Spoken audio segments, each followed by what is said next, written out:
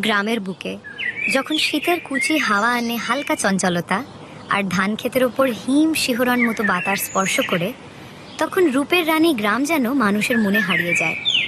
সূর্য তখনও লাজুক, সোনালি আলো ছড়িয়ে দেয় শিশির ভেজা ঘাসের উপর। বাড়ির উঠানে মুরগির ডাক ধীরে ধীরে ভেসে আসে। শীতের লেপ টেনে শিশুরা খুশির খেলে মগ্ন।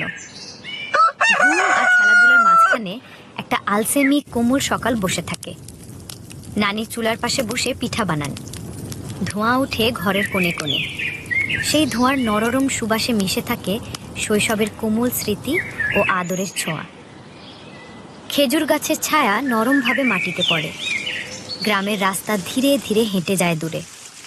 চায়ের দোকানে ধোঁয়া ওঠা কাপে সবাই চুমুক দেয় উষ্ণতা ও মায়ার। শীতের সবজি, দান বাঁধার ব্যস্ততা, ঘাম আর কুয়াশা মিশে জীবনের গল্প লিখে যায়। দুপুর গড়ালে পুকুরে নামে কোলাহল, মাছ ধরা আর শিশুদের দৌড়ঝাঁপ। নদীর পাড়ে মানুষ দাঁড়িয়ে পানির ভাষা বোঝার চেষ্টা করে।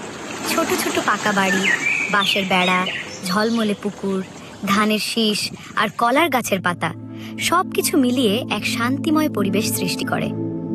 হাওয়ার সাথে মাটির গন্ধ, পাতা খসা আর শিশির ভেজা ঘাসের মৃদু শব্দ যেন মন ছুঁয়ে যায়।